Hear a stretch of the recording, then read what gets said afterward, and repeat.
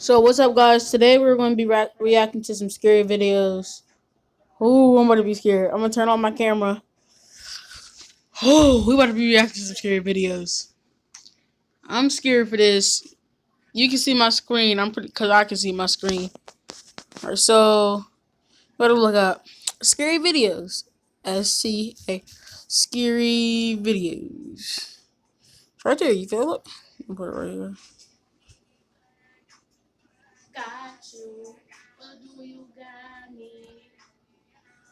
Bro, I didn't even see the glowing eyes for a minute. I just see like something sitting there. Bro, imagine, bro. Look, bro. I watched like most of these, dude, because I'm not scared. That's why. Chad, you should know this at all, people. You're right. Scary spin the wheel game at 3 a.m. Phase rug. Not scary. Top 15 videos that scare 99% of people. I watched that. Me and my friend both watched that. Creepy old man tried to come inside. Ooh. Bruh, she looked like bruh, it looked, on God, bruh, it looked like she about to be like, come here, boy. My land story be lit. Oh my gosh, dude, that was so fake. That's fake.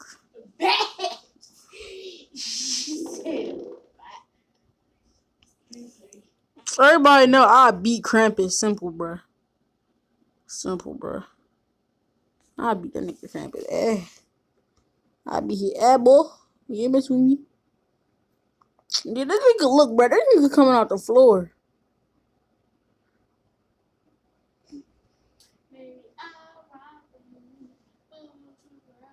That's in Rio, so I I would actually probably go to Rio. That was okay. That's good. I seen that. Clinton Road. Had some actually. I'm not even about to hold you. I've been on Clinton Road before, but it was 3 a.m. I really didn't see nothing scary because I was in like Pittsburgh, Pennsylvania, and like it was just like driving and on Clinton Road at like 3 a.m.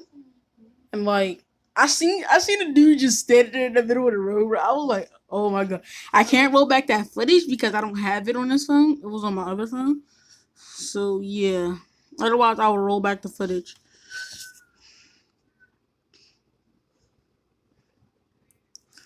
Dang, bro, she looked like she drunk all that ocean water, bro.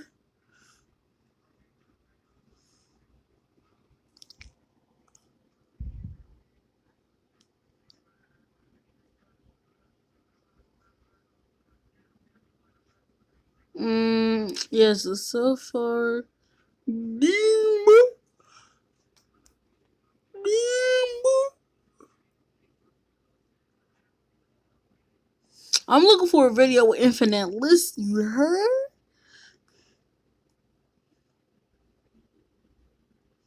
Damn, bro. You Nick.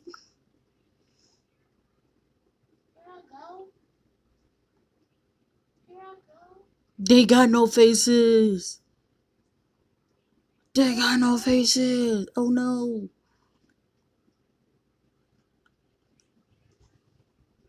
You're reading the vibe. Scroll back up to the top.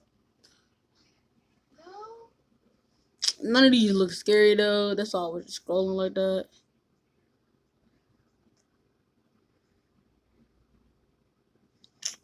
But chills be chilly though. Chills actually gives me the chills, so we not gonna watch chills, you know? We're definitely gonna watch chills just because his videos are scary. Let's get it. Oh, and like wait about like this video is like 20 minutes. Like 20 minutes. I just ate a sandwich, so probably like 20 minutes. It should be like 20 minutes. It'll be like 6 o'clock. So we just gonna chill here and watch this video. Let's go.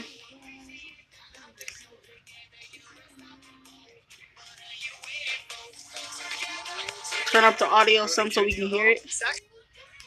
This is the initial reaction of a YouTuber named Joey Mac420 after experiencing a mysterious encounter while motorbiking in the mountains of California.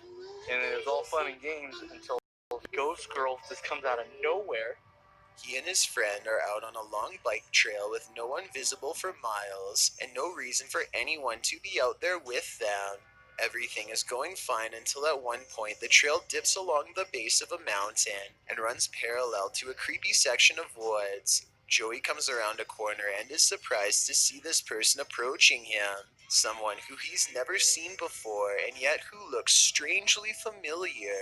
He's so freaked out by the sight of someone all the way out here, a clear 45 miles from town, that he veers off the path and takes a look over his shoulder to make sure what he saw was real. That is so creepy. Brennan's gonna freak out.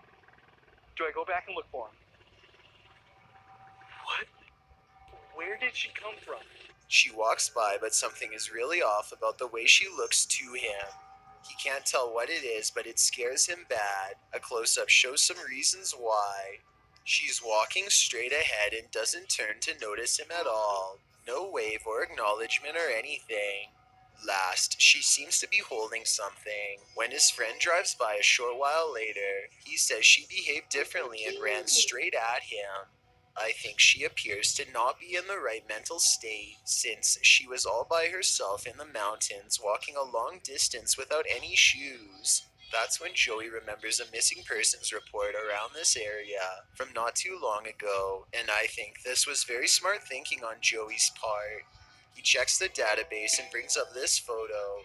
Carly Lane Gousset. I know it's kind of hard to tell from this distance, but I do see some possible correlations between the person in this video and the person in these missing FBI photos. The hairstyle is similar and she seems to have the same high cheekbones. If I had to guess the age, I would say a teenager, much like Carly, who was 16 when she went missing. But overall, it's too far away to say for sure if it's her or not. All of this bothers him enough to call the local sheriff, and I wanted to know if you thought this phone call is real. I think I might have seen the girl. Did you know the name of the person? Yes, it's Carly Gousset. The person on the other end sounds like a professional call dispatch based on the questions she has and the order she says them. First, she makes him clarify the address, which is what a real emergency operator would do. Okay, do you know the cross street to Batista Canyon? Then she asks for a clear description of the missing person in question, Okay, do you remember what color shirt and pants she was wearing? and she wants to know if Carly was with anyone else. If she was by herself. It's a logical line of questioning that seems she's following a real procedure she was trained for, which makes me believe this call was not fake. Most convincing of all is the way the call ends. It seems professional and exactly like what a real law enforcement official would say. If she was by herself. Yeah, she was by herself. And she fits the description too. She's about 5'7". So I think this is probably real, or at least he thought it could have been her, in which case he definitely did the right thing by calling in. Besides, Joey isn't the only one to have seen Carly. Someone once saw a particularly thin girl walk by his house near where she went missing. She was not paying attention to anything at all, just staring at the sky in a daze, much in the same way that this girl he saw today was staring straight ahead. Most mysterious of all, a second report that she was holding something that they couldn't identify, which matches what Joey saw. What I don't understand is how this person could be so out of it and yet survive on their own for over a year. She was last seen in October of 2018, and this video is from July 19th of 2019. I guess nothing came of his report because as of the time of my analysis, Carly is sadly still missing. One thing that has always creeped me out is the thought of being watched by someone who is interested in your every move and possibly recording it to watch over and over again, or even to post online. It's apparently easy to do and happens more frequently than you think.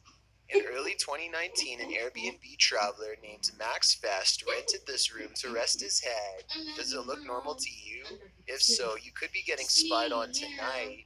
Under a mirror is a small black camera positioned to watch you in bed. It's very small and easy to miss, but that's the whole entire point. And the black bottom of this plug-in deodorizer is also a spy camera positioned across from the dresser. And I don't think I would have noticed, to be honest, if it were me staying there. But just because you now know of 2 different types of spy cameras shouldn't make you feel anywhere near safe. Meanwhile, in a different hotel, one of these 3 objects on the table is a spy camera. Do you know which? Even if you guessed the lamp, I bet you didn't guess where. Last but not least, this man once spied on his female roommate for a long time, using a camera behind a curtain rod in her room. He's a tall man, but even he has to reach above to set it up. He lines up her closet and her bathroom in one frame, and satisfied with the position, takes his leave. Most people would hardly pay attention to the corner of their own room. How long do you think it would take before you noticed the camera, if at all? It would probably take me a long time. So if you travel a lot, then there is a chance this might have already happened to you. Or if you live with someone, Hold on, I'm gonna check for that, man. they could I'm use a number scared. of different spy That gadgets kind against you for the entire of time low you've key been kind of talking to thinky right them. now. And when that happens, That low they key, can either that's keep low the key kind video of to sus. themselves or spread it online. That boy kind of Pretty sus. creepy to think about, right? A British family seems to be haunted by a spirit they call Freddy. Unlike most other families with a lingering paranormal problem, they seem to have gotten used to being haunted for the most part and largely ignore Freddy, laugh at him, or otherwise treat him as if he's a bratty child. It's an unusual technique that's made for some interesting videos from 2017 to 2018. Come on, Freddy. I know we call you Freddy, but we don't know what to call you yet. But we like it. I guess this ghost simply doesn't like to be addressed by the wrong name because nothing touches the can, and yet it makes a noise and goes flying. They never do call it Freddy again after this, at least not to its face. I don't see how this is faked because I don't see a string. In fact, I don't see a string in any of their videos, like this one for example. No string shows against the dark window as this phone lifts up and slams back down only when she tries to say hello. Don't touch it. You don't have to touch it.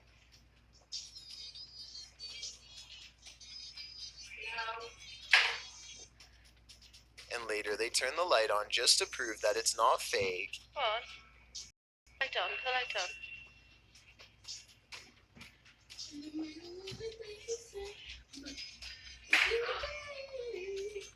Look, the light is on. You can clearly see there is no fishing wire or strings.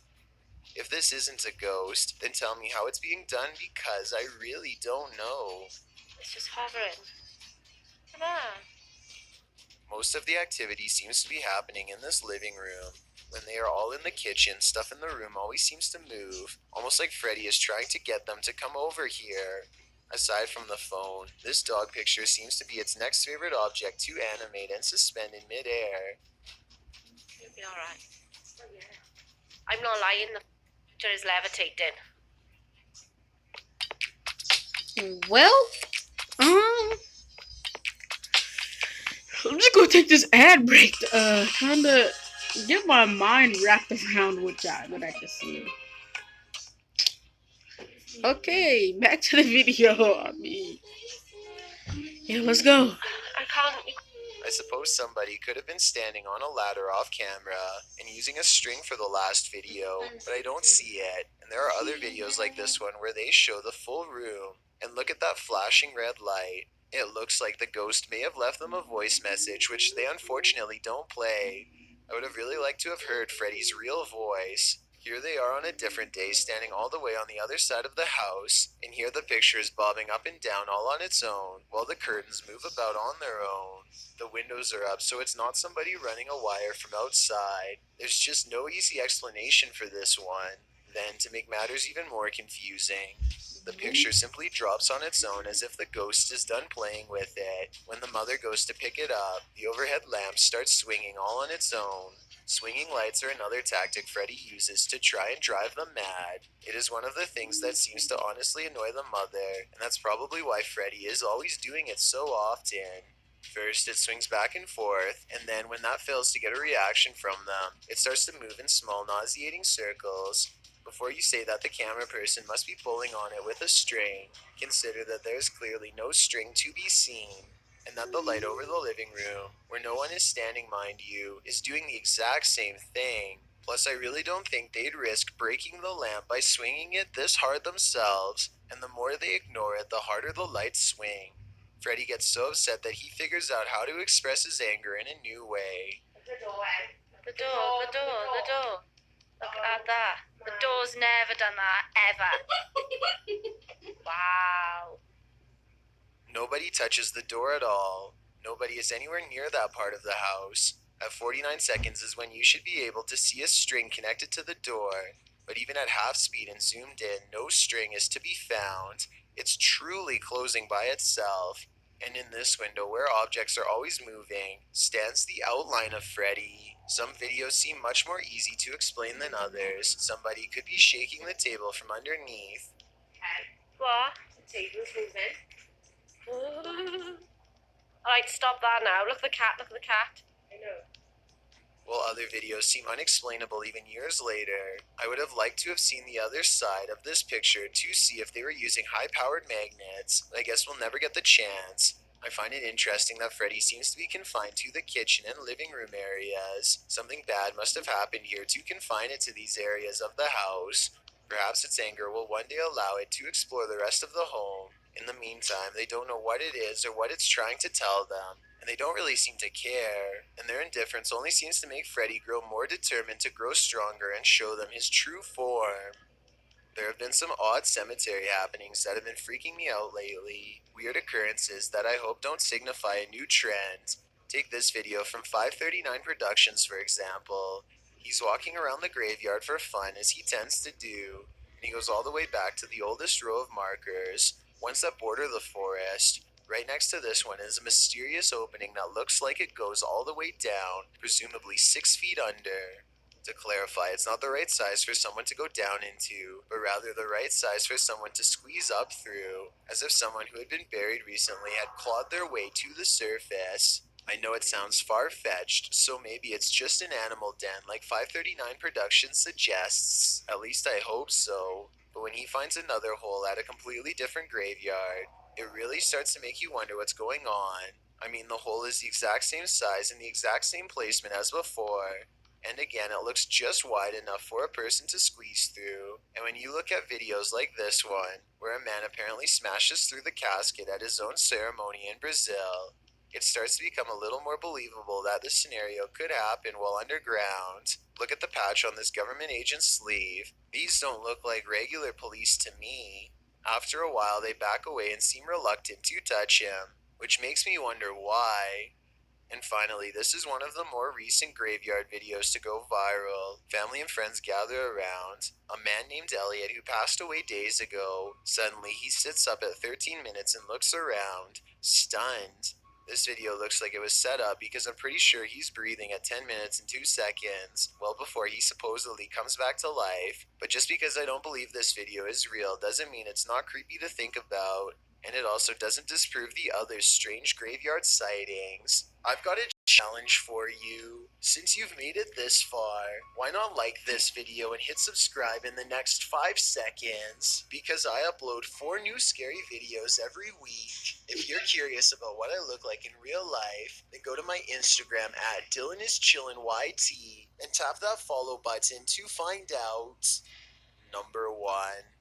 Lechtworth Village used to be a collection of 130 mental asylums, built 2 hours from Brooklyn, a place where unwanted people in the early 1900s New York were taken to be forgotten, never to be visited, never to be removed. Atrocities were inflicted daily upon patients unable to make sense of what was happening to them, or to defend against it. With a ratio of 3 nurses to every 80 Gosh, I'm patients, scared, bro. there simply Most of wasn't them no enough reaction, staff to but keep everyone well mental fed or even asylums alive. creeps me Mealtimes were out. a mad scramble in which a handful of nurses had to shovel food down patients' throats, often against their will. Some didn't survive.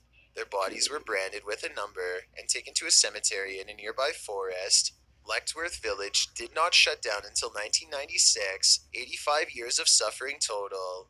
Now, after 100 years after its creation, the 130-building mega asylum has rotted down to only a few of the most haunted sites left standing. Areas full of activity that a paranormal explorer named Angelo wants to document. On March 2nd of 2020, Exploring with Angelo enters one of the only buildings left standing. Shadow figures watch from a distance as they cautiously make their way through. Apparitions who are there one moment and gone the next. And it isn't until they begin walking up the stairs that the creepy noises begin. Sounds like doors opening while both of them are standing in place.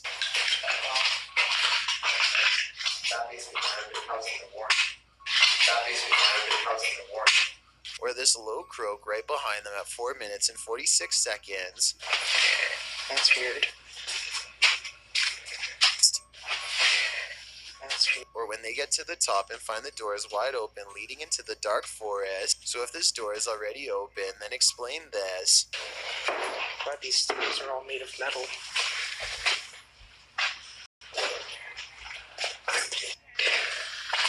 This goes to a road. Okay. Oh, bro, that's creepy, bro. That's creepy. That's creepy, bro. Who else The thinks door it's somehow creepy? creaks Comment- open without comment it. moving. It sounds like it's being pulled open from straight ahead, and yet nothing is there. Here's the door at 5 minutes and 6 seconds when the sound happens, and here it is again at 5 minutes and 50 seconds after the sound. It's open at the exact same angle down to the degree. They didn't touch it. They step through and turn around to look at the door from outside. They turn out their light to see if they pick up anything. Sure enough, these two beady eyes reflect on the wall despite there being no lights of theirs turned on.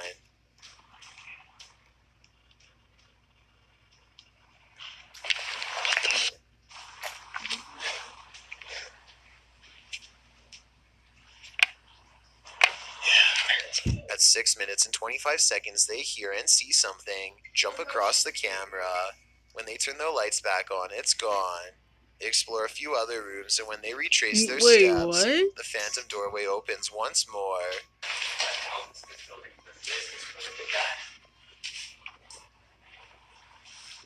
I just heard it again. I heard it. Whatever, just keep going. The top floor is filled with hospital beds. Look what appears right as they ask a simple question out loud. People claim they see in this place.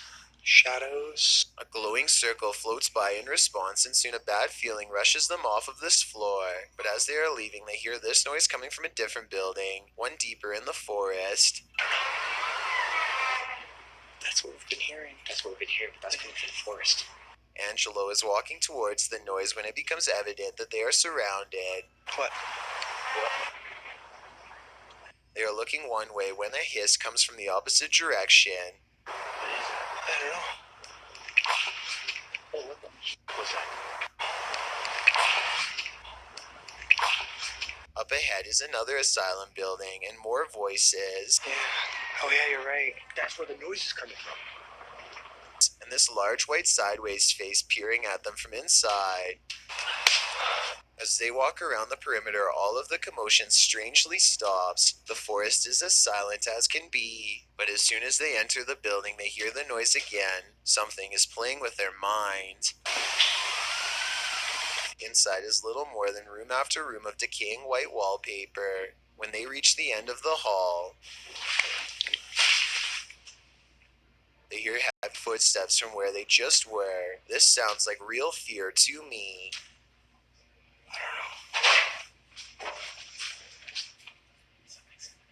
At first, they try to determine where the footsteps are coming from, but this is the moment they need to get out of there fast.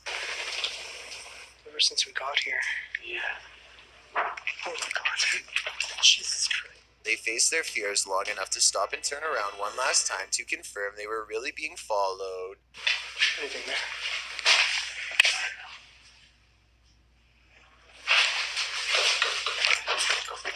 I'd say it's pretty clear that they were.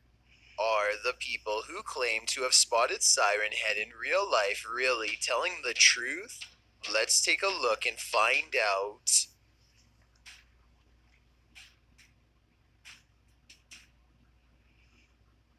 Tonight, I'll be eating chicken tikka masala with garlic naan. Cheers. I win again. Patrick. I gotta breathe for a minute. Oh my god. How long have I been filming this? 20 minutes! Like I said, 20 minutes or something. I don't know if it's just me, but that was low key scary. Though. I ain't even gonna lie, that was low key. Low key. I ain't say I was scared. I said it was low key. Low key. Keyword low key.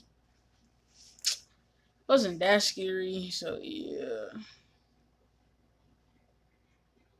I can't really run either, so I'm scared. I'm just gonna tell my friend don't leave me. If you leave me, that's with him. I'ma just have to fight. You feel me? Hey, I'm gonna send this to my friends, tell them to react to it. Oh my god. These videos are scary and they freak me out. Alright, we're gonna watch the school lockdown stories. Let's go. This is something you guys have been requesting the hell out of for a long time. Whoop. It took a lot of time, but I finally found 3 stories that take place during school lockdowns.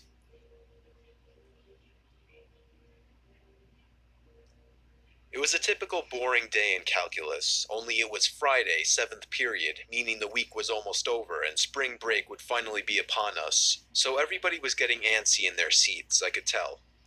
We didn't have a test that day like a lot of my friends did with their other teachers, so our teacher in the middle of class just decided to start playing games with us. He was a very laid-back teacher like that. As we were doing some brand logo quiz on Sporkle, I remember the exact moment it happened. Right after my friend answered a question, I remember the exact answer too, Adidas. The dean's voice came through the loudspeaker. He sounded panicked and frantic as he told all the teachers this was not a drill and to go into lockdown. I actually got the chills and I got goosebumps on my arms as our usually laid-back teacher too seemed panicked as he ran to turn off the lights and ushered us to the back corner of the room. We all sat in silence for about 2 minutes, and then the usual buzzing that came from a panel in the back of the room ceased, indicating that the school must have cut all the power. We all looked at each other, realizing this must be serious. A few more minutes of waiting later, we heard a man screaming at the top of his lungs coming down the hallway. 2 girls in the class actually started crying, which made all of us even more scared. As the screaming got closer to the classroom, the lunatic-sounding man started banging on the lockers while screaming, "I'll kill all of you." It was at that moment that I started to fear for my life. My teacher shushed us as we all looked at each other to see our peers' reactions. The banging then moved from the lockers to our classroom door. And that's when one of the crying girls screamed no. The banging on the door only grew worse as the man started screaming, "Open up." 2 of the girls in the class were crying out loud now. It felt like an eternity that man was pounding at the door. But eventually, he finally continued down the hallway, screaming like a mentally insane person, until we could not hear him anymore. I'd say 10 minutes later, though it felt like half an hour given the situation, the dean came back on the loudspeaker explaining the situation, which was surprising for him to do. He explained that some apparently mentally unstable person entered the building and assaulted the woman sitting at the front desk, causing her to flee the building screaming, and staff wasn't sure if the man was armed or not. Now, this was before the school had cameras or could afford proper security, so the school was wide open to something like this happening. The staff had done a sweep of all the hallways and classrooms and couldn't find him, so the dean instructed the teachers to resume teaching but to keep all the doors locked and to not let any students leave for any reasons. The most disturbing part, however, is that one of the janitors working the night shift found the man sleeping in one of the storage closets near the back end of the school, and according to rumors that were spread by my peers, sticking out of his pocket was a .44 Magnum. The janitor must have done something stupid to wake him up, for example, leaving the closet door open, because by the time a police officer could arrive on the scene, the man was gone. My entire class, as far as I know, to this day, has no idea if this man was ever found, but I like to think that right now, he's being given the proper help that he needs. You about to get the same whooping that Bach you got. Joking, Molly Walk. On my kid, you bought this wig from the hockey spot. You mean to tell me all them good bundles hit you?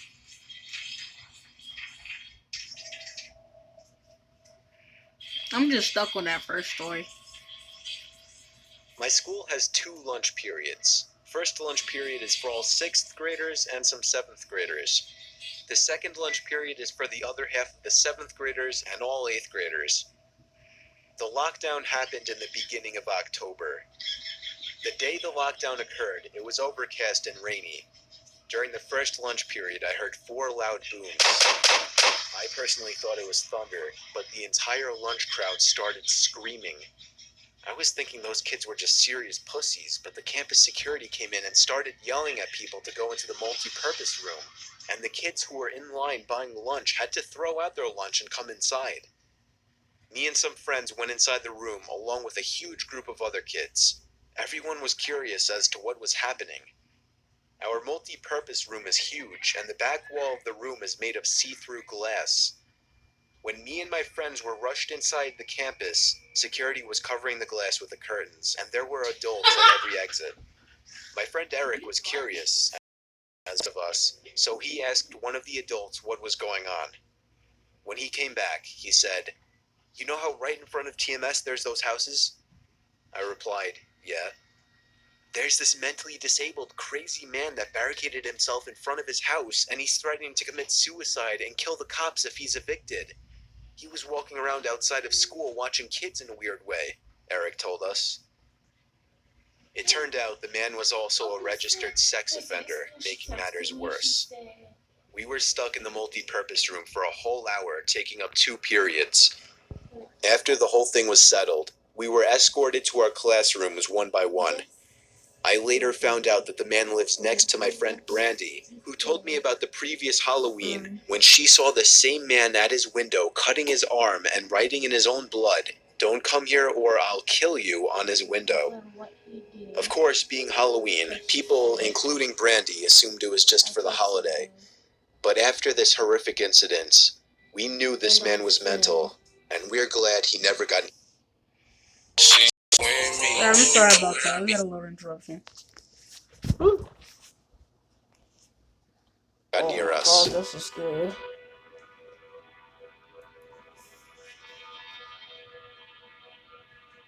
I'm 22 years old, fresh out of college, and I recently got a job at my old high school as a sort of computer intern in the school basement.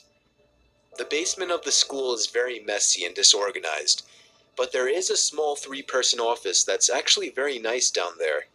It has 3 nice big desks, 2 mini fridges, a flat screen TV mounted on the wall, and oh so satisfying air conditioning, a luxury the students and teachers cannot enjoy in the school. And of course all the school servers and other computery stuff. I got the job because 3 of my old computer teachers flat out adored me. I could actually consider them as real friends, not just teacher figures, so they all helped tremendously in landing me this job. It's been great, until something that happened a few weeks ago. My 2 co-workers that shared the office with me, Dave and Gary, weren't in the office at the time. They were upstairs working on papers or whatever. I was eating my sandwich during my lunch break when I got a phone call from one of the women in the front office telling me the school was on lockdown and that somebody, possibly armed, had entered the school.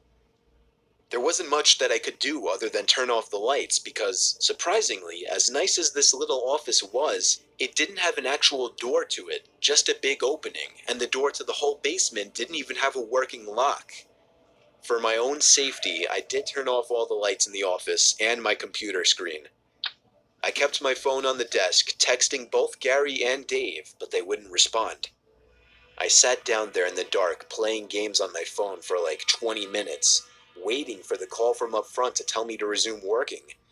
I had no idea what was happening. I couldn't hear what was going on upstairs from down here. But I was not allowed to make any calls until I was informed that the lockdown was over. Then, the noisy basement door opened. As the creaking echoed across the basement and into my office, I sat up from my seat, wondering if I should call out Gary or Dave. I was eager to get some info from them. Someone then came running down the stairs, and their footsteps were approaching my office. I pushed away my chair and crawled under my desk. Somebody entered the office, but did not turn on the lights. There was silence. I can't even describe the fear I was experiencing. I felt like if I made one sudden noise, I'd be a dead man. Suddenly, my phone dinged as I got a text message. I felt my entire world shrivel up and die at that one moment as I clenched my teeth in fear. Footsteps suddenly moved closer to me until I finally dove out from under the desk in capitulation, begging whoever it was not to kill me. And just then, someone grabbed my arm and pulled me up. It was some guy in a red plaid button-up, jeans, and a reddish-black cap. He told me, "It's okay, I'm just down here hiding with you." "What's going on up there?" I whispered to him. He kind of ignored my question and asked me if there's an exit down here. I told him, "Yeah, around that way." Before he could do anything else, I asked him, "Who are you?" There was a brief moment of silence before he started explaining he was coming in to pick up his son when a teacher told him to hide. After his explanation, I checked my phone and saw the text I received was from Dave. It said, "Dude, this is fucking crazy. Some guy with a gun shot Mr. Buckley. He's wearing a red shirt and hat. Whatever you do, don't come upstairs." I was about to reread that text out loud to the man until I realized. Huh? Nothing. I'm reacting to videos with my fans. Oh my gosh, this is crazy. I looked up and felt my stomach sink. The man seemed to catch on to my suspicious stare. Panicking, all I could think to do was to run for the upstairs. A gunshot echoed through the basement, and I could hear the bullet ricochet off something metal in the darkness. But thank God that bullet missed me, and I made it upstairs. Fortunately, police were waiting at all exits, including the basement exit, and caught the man the second he opened the door. More good news. Our teacher, Mr. Buckley, survived the gunshot. It was later determined that the man and Mr. Buckley had some beef for whatever reason, but that was never revealed. All we know is that Mr. Buckley couldn't have done anything that would have warranted this kind of reaction. And I know that the sound of that gunshot will forever echo in my mind.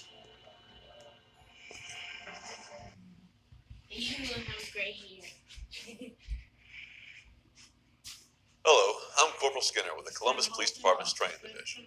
In this video, you're going to see an active shooter situation, a situation that occurs too often in this country. An active shooter is an individual who only has one goal in mind: mass murder. They can't be negotiated with or bargained with, nor can they be reasoned with. This video will show several ways to handle an active shooter situation.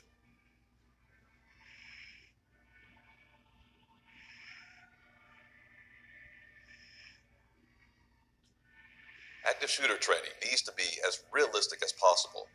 This training video was created to depict a very realistic active shooter situation, so teachers and students can see the harsh reality of an active shooter situation and know how to react if such situation should happen in their school.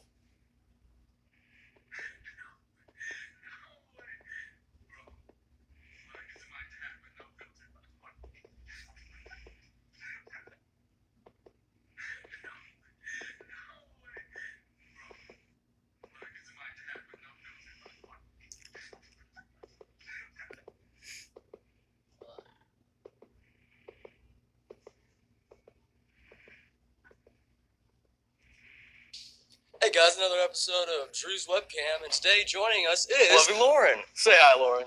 Hi, Lauren. Today we'll be discussing whether Shelburne High's school lunches are good or not.